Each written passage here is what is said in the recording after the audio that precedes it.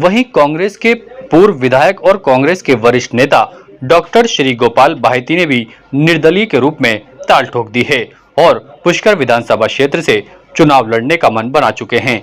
उन्होंने सोमवार को अपने समर्थकों के साथ चुनावी मैदान में समर्थकों के साथ नामांकन दाखिल किया। इस मौके पर बड़ी संख्या में बाहिती के समर्थक मौजूद रहे और नामांकन दाखिल करने के बाद उन्होंने कहा कि जनता ने उन्हें चुनाव लड़ने के लिए आग्रह किया था और जनता के कहने पर ही वे चुनावी मैदान में उतरे हैं। उन्होंने कहा कि वे नामांकन दाखिल करने पहुंचे हैं और उन्हें उम्मीद है कि इस बार जनता उन्हें आशीर्वाद जरूर देगी, क्योंकि यहां से लंबे समय से परिवर्तन की मांग उठ रही थी। हालांकि जिस तरह से डॉक्टर गोपाल बाहिती ने निर्दलीय रूप से ताल ठोकी है, उससे साफ तौर पर जाहिर होता है कि वह कांग्रेस से बागी हो चुके हैं।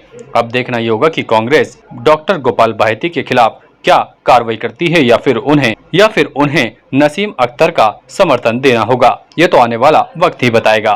क्षेत्र की सेवा के लिए मैंने कदम उठाया और मैं सोचता हूँ कि ये चुनाव जनता का चुनाव है, ये चुनाव जनता लड़ रही है। क्या प्राथमिकताएं रहेगी पुष्कर विकास का, आपका क्या विजन है? पुष्कर का विकास, सरोवर की शुद्धता, अपने ब्रह्मा मंदिर का रखरखाव और पूरे क्षेत्र का भौगोलिक दृष्टि से, आर्थिक दृष्टि से, मेडिकल दृष्टि से, शिक्षा की दृष्टि से संपूर्ण विकास हो और सड़कें, पानी की पूरी व्यवस्था हो। और बड़ी बात यह है कि आम नागरिक को लगे कि आम नागरिक की सरकार में हिस्सेदारी है या जनप्रतिनिधि उनका है, इसको लेकर के मैंने चुनाव लड़ा। मैं आज भी कांग्रेस का सिपाही हूँ, मैंने फॉर्म भरा है, चुनाव चिन्ह दूसरा मिलेगा मेरे को। बाकी सेवा के लिए मैंने पैसा बताया आपको कि सेवा के लिए किया। महात्मा गांधी ने जब आंदोलन किए थे उनके कई रूप आए थे, लेकिन वो थे देशभक्ति, थे राष्ट्रपिता ही। उसी प्रकार से राजनीति में और समाज सेवा में और जनता की सेवा में कई बार ऐसे निर्णय लेने पड़ते हैं जो कटु होते हैं, लेकिन वो जनता के लिए जरूरी होते हैं। पुष्कर विधानसभा क्षेत्र में कुल 2.5 लाख से ज्यादा मतदाता हैं। पुष्कर क्षेत्र में सबसे ज्यादा मुस्लिम 42,000 मतदाता हैं, तो वहीं दूसरी ओर करीब 40,000 रावत समाज के मतदाता हैं और तीसरे नंबर पर दलित वर्ग के। वहीं इस बार निर्दलीय प्रत्याशियों ने भी चुनावी मैदान में ताल ठोक दी है। इसके अलावा जाट और मुस्लिम समाज के लोग भी चुनावी मैदान में हैं। वहीं भाजपा प्रत्याशी सुरेश रावत के खिलाफ भी समाज के ही अशोक सिंह रावत ने आरएलपी पार्टी से चुनावी मैदान में ताल ठोकी है। इसके अलावा आम आदमी पार्टी से अक्षय सिंह रावत भी चुनावी मैदान में उतर गए हैं।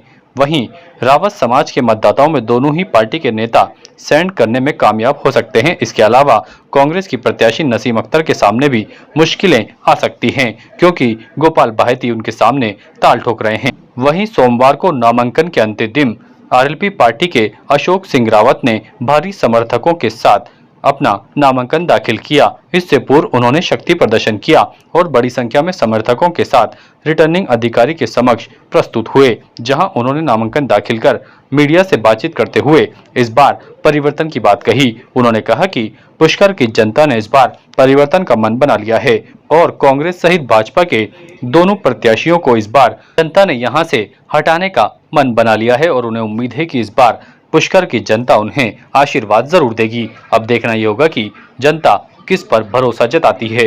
आरएलपी जो किसानों की पार्टी, गरीबों की पार्टी, पिछड़ों की पार्टी, अगड़ों की पार्टी, और जिस प्रकार से आरएलपी का जो समर्थन और जनता ने आशीर्वाद दिया है, निश्चित रूप से भारी वोटों से इस बेटे को जिता करके और विधानसभा में भेजने वाली है। ऐसी पुष्कर की जनता ने मन बना लिया है और मैं पुनः इस पुष्कर की जनता को विश्वास दिलाता हूं कि अशोक रावत यहीं बैठ करके चौपाल में, गाँव में, पुष्कर में बैठ करके और जनता को पूछेगा कि आओ अपन सामूहिक रूप से इस पुष्कर का विजन, इस पुष्कर का विकास कैसे करें। जो आपकी समस्याएं हैं वो चौपाल लगाकर सुन करके, और विधायक जब मुझे बनाती जनता बनाएगी तो विधायक मैं नहीं जनता रहेगी, ऐसा मुझे पूर्ण विश्वास है। ब्रह्मा जी महाराज और पुष्कर राज जी कृपा। Status king of gent suits, full gent suits, न्यूनतम किराए पर डिजाइनर एक्सक्लूसिव शेरवानियां।